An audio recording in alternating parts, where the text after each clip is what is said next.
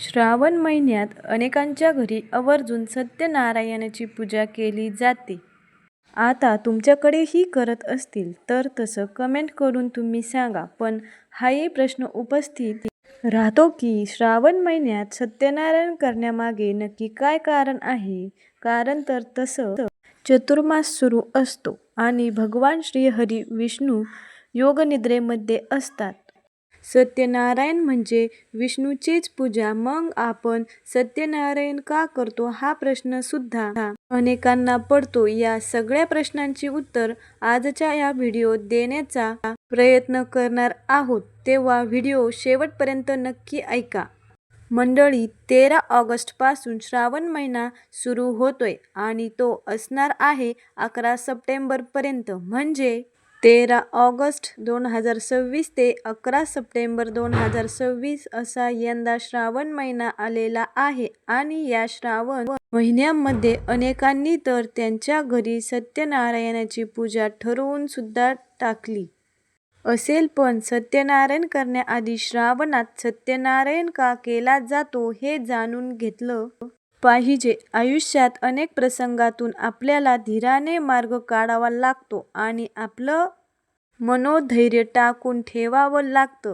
अशा ठिकाणी प्रसंगात आपल्या अडचणीतून मार्ग दाखवणारा अत्यंत प्रभावी असं व्रत म्हणजे सत्यनारायण व्रत. घरच्या घरी अगदी सहज करता येणाऱ्या काही उपासना आहे आणि त्यातच हे एक व्रत आहे. त्यामुळे आपल्या मनाचे शुद्धीकरण तर होईलच, पण जगायलाही बळ मिळतं. कुठलेही कल्पविकल्प मनात न ठेवता हे व्रत केलं तर मनाचा सात्विकपणा अनुभवास येतो आणि चेहऱ्यावरचा हरवलेला आनंद सुद्धा सर्वांना दिसू लागतो. श्रावण महिन्यामध्ये एखादा चांगला दिवस पाहून अनेकांच्या घरी सत्यनारायणाची पूजा आवर्जून केली जाते. श्रावणात सत्यनारायण पूजा का केली जाते? याचं उत्तर असं आहे की श्रावण महिना हा पुण्यसंचयनाचा महिना आहे आणि त्या दृष्टीनेच सत्यनारायण पूजेच्या व्रताद्वारे श्रावणात पुण्यसंचय करा या हेतूने पूजेचे आयोजन केले जातं.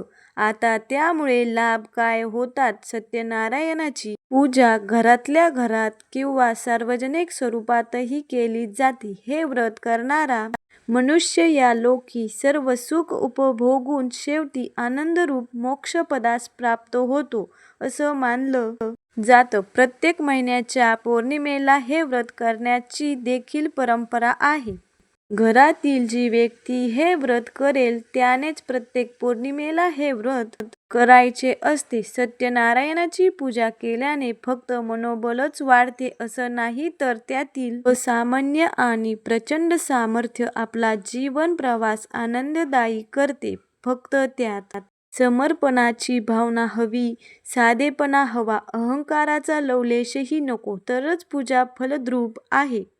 श्रावण महिन्यात सत्यनारायणाची पूजा केल्याने घरात सकारात्मकता पसरते. वर्षभर आपल्या आयुष्यात ज्या काही नकारात्मक घटना घडलेल्या असतात त्याचे पडसाद आपल्या मनावर कायमच राहतात. पण सत्यनारायण पूजा केल्याने मनातली जी सगळी नकारात्मकता नष्ट होते, मन प्रसन्न होतं आणि आपण पुन्हा नव्याने आयुष्यात येणाऱ्या कठीण प्रसंगांशी लढायला सज्ज होतो. आता ही सत्यनारायण पूजा कशी करावी? घरात पूर्व किंवा उत्तर दिशेस एक चौरंग किंवा पाट मांडावा. त्यावर एक वस्त्र अंथरावं.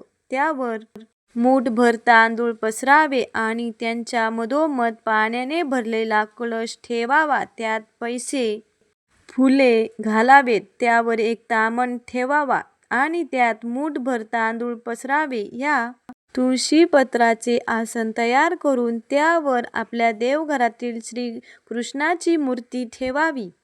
तुमच्याकडे छोटा बाळकृष्ण असेल तर तुम्ही बाळकृष्णाची मूर्ती ठेवू शकता.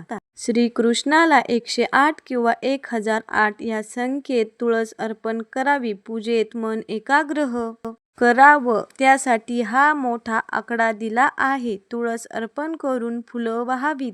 केळीचे खांब पवित्र मानले जातात आणि त्यांची सजावट केल्याने पूजेला शोभा येते, मांगल्य आणि पावित्र्य जाणवते. परंतु ते मिळाले नाहीत म्हणून पूजा थांबवू नये. सत्यनारायणाचा प्रसाद जास्तीत जास्त लोकांना मिळावा म्हणून पूजा झाल्यावर लोकांना दर्शनासाठी बोलवावे आणि तीर्थप्रसाद द्यावा. त्याचबरोबर निहारीची डिश किंवा पेय, सरबत या गोष्टी तर ऐच्छिक आहेत. तुमची इच्छा असेल तर तुम्ही देऊ शकता. त्यावर जास्त खर्च होणार असेल तर टाळलं तरी चालेल. सत्यनारायण पूजेचा आनंद मात्र घ्यावा. श्रीकृष्णाच्या मूर्तीला मनोभावे नमस्कार करावा. त्याला गंध, अक्षता, फुलं आणि तुळस अर्पण करावा.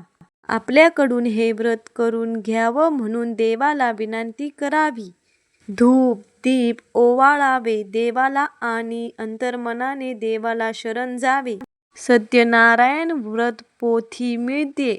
संपूर्ण चतुर्मासात सुद्धा असते. त्यातील सत्यनारायण कथेचं वाचन करावं. आरती करून शिऱ्याचा नैवेद्य दाखवावा. त्यात केळी अवश्य घालावं. त्या दिवशी घरी जो काही स्वयंपाक केला असेल त्याचा महानैवेद्य दाखवावा आणि घरातील सर्वांना तो ग्रहण करावा. तसंच शेऱ्याचा प्रसाद बाहेरच्या निदान 2-4 जणांच्या मुखी तरी लागावा, जेणेकरून प्रसाद वाटप केल्याचे पुण्य देखील मिळते.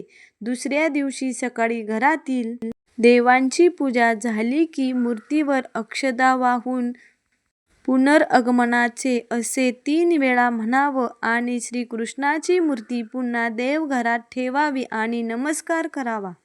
अनेक जणांकडे दर पौर्णिमेला हे व्रत केले जातं. सत्यनारायणाची पूजा अनेक जणांकडे दर पौर्णिमेला केली जाते. पण ज्यांना वर्षभरात एकदाही सत्यनारायणाची पूजा करायला जमत नाही अशांनी कमीत कमी श्रावणात तरी सत्यनारायणाची पूजा अवश्य करावी. पुण्यपदरात पाडून घ्यावं. मनात आणि घरात प्रसन्नतेचं स्वागत करावं. मंडळी, तुमच्या मनात काही शंका असतील तर त्या कमेंट बॉक्समध्ये नक्की विचारा. अशाच प्रकारच्या माहितीपूर्ण व्हिडिओसाठी आमच्या राजवीर डेली वेब सिरीजला लाईक, शेअर, सबस्क्राईब करा. धन्यवाद.